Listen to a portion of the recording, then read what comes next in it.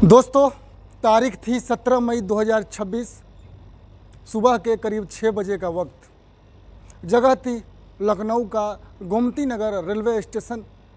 हर दिन की तरह स्टेशन पर भीड़ थी।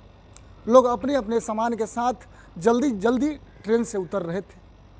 लेकिन दोस्तों, किसी को क्या पता था कि उसी ट्रेन के एक कोच में ऐसा खौफनाक राज छुपा बैठा है जिसे देखने के बाद पुलिस वालों तक के रोंगटे खड़े हो गए। दोस्तों, दरअसल छपरा से चलकर आई छपरा गोमती एक्सप्रेस प्लेटफार्म पर पहुंच चुकी थी और सारे यात्री उतर चुके थे। तभी एक सफाई कर्मचारी रोज की तरह ट्रेन की बोगियों को सफाई करने के लिए अंदर जाता है और वो धीरे धीरे हर सीट के नीचे झांकते हुए आगे बढ़ रहा था। लेकिन जैसे ही उसकी नज़र S1 कोच के अंदर पड़े, एक बड़े टीन के बक्से और एक काले बैग पर पड़ती है, वो कुछ सेकंड के लिए वहीं रुक जाती है, क्योंकि वह सामान बाकी सामान से दोस्तों बिल्कुल अलग दिख रहा था। ना कोई मालिक, ना कोई आसपास खड़ा इंसान और ना कोई कुछ। और सबसे बड़ी बात, दोनों सामान इतने अजीब तरीके से पैक थे कि देखने वाले देखते ही शक कर जाए। सफाई कर्मचारी तुरंत रेलवे पुलिस को खबर देता है और कुछ ही मिनटों में पूरा स्टेशन पर हड़कंप मच जाता है। रेलवे पुलिस, स्थानीय थाना और CRPF के जवान सब मौके पर पहुंच जाते हैं। फिर सबकी मौजूदगी में जब उस बक्से को खोला जाता है तो अंदर का नज़ारा देखकर वहाँ खड़े लोगों की चीख निकल जाती है, क्योंकि दोस्तों उस बक्से के अंदर एक बोरी रखी हुई थी और उस बोरी के अंदर एक लड़की की कटी हुई टुकड़ों में लाश पड़ी हुई थी।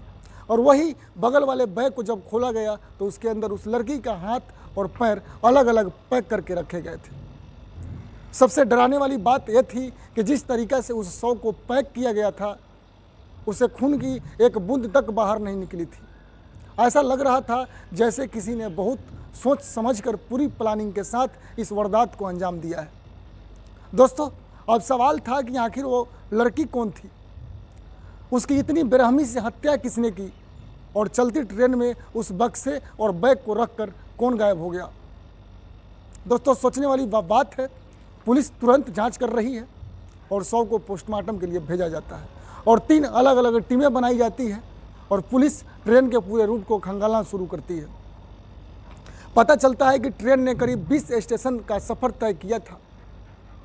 पुलिस मानकर चलती है कि जिसने भी यह बक्सा रखा है वो किसी स्टेशन से ही ट्रेन में चढ़ा होगा।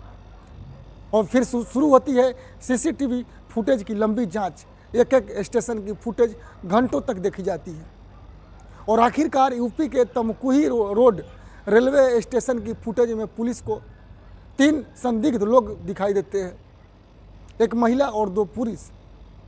फुटेज में साफ दिखता है कि यही लोग बक्सा और बैग लेकर ट्रेन में चढ़ते हैं, S1 कोच में रखते हैं और दूसरे दरवाजे से उतरकर गायब हो जाते हैं। पुलिस अब इन्हीं चेहरे के पीछे पड़ जाती है और 2 दिन बाद आखिरकार एक आदमी का पहचान होती है, जिसका नाम होता है दोस्तों बिगन अंसारी। उम्र करीब 46 साल के हो गए थे, पेशे से ई-रिक्शा चालक थे। बिगन अंसारी को पुलिस ने तुरंत गिरफ्तार भी कर लिया।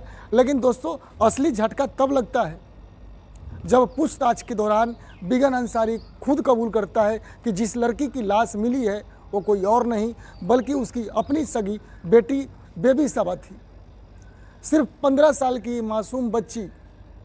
दोस्तों, इसके बाद जो कहानी सामने आती है वो इंसानियत को अंदर तक हिलाकर रख देती है। बिगन अंसारी बताता है कि उसकी 2 बेटियां पहले से ही घर से भागकर दूसरे धर्म के लड़के से शादी कर चुकी थी। गांव में उसकी बदनामी हो रही थी, लोग ताने मारते थे। इसी वजह से वो सऊदी की नौकरी छोड़कर गांव लौट आया था। लेकिन फिर उसकी तीसरी बेटी जो था बेबी साबा का भी एक लड़के से प्रेम संबंध शुरू हो गया था।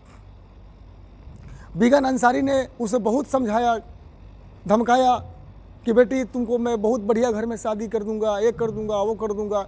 लेकिन जब उसे लगा कि बेटी उसकी बात नहीं मानेगी तो उसने अपने ही बहन और बहनोई के साथ मिलकर अपनी ही बेटी का हत्या का प्लान बना लिया।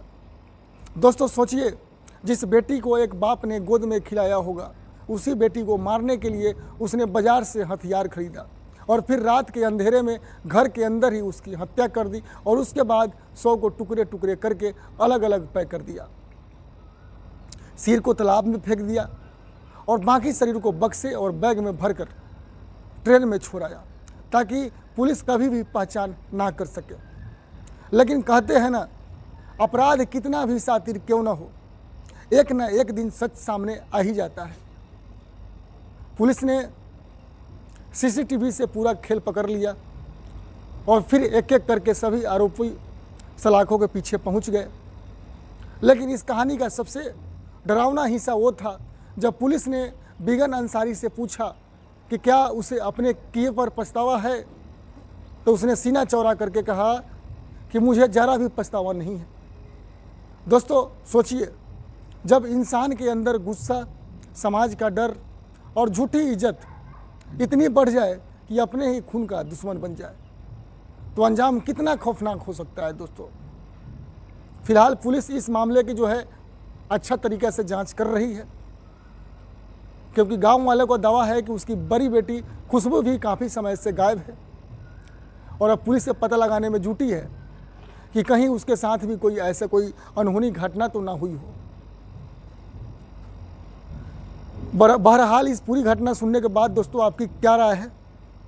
क्या बिगन अंसारी ने सही किया या एक बाप होकर उसने इंसानियत की सारी हदें पार कर दी? अपनी राय हमें कमेंट बॉक्स में ज़रूर बताएं दोस्तों, क्योंकि दोस्तों ये बहुत सनसनीखेज मामला है। अपने ही बाप, अपने ही सगी बेटी की हत्या करना। तो दोस्तों अगर आप ऐसे ही सच्चे और दिल दहलाने वाला क्राइम केस की पूरी कहानी सबसे पहले देखना चाहते हैं तो हमारे YouTube चैनल सच्ची घटना को अभी के अभी आप लोग सब्सक्राइब कर लीजिए और वीडियो पसंद आए तो लाइक और शेयर ज़रूर कीजिएगा, क्योंकि ऐसे ही सच्ची और सनसनीखेज घटना इस चैनल के माध्यम से आप लोगों के सामने लाते हैं। मिलते हैं दोस्तों अगली एक और सच्ची घटना के साथ। तब तक के लिए दोस्तों नमस्ते, प्रणाम, जय हिंद, जय भारत।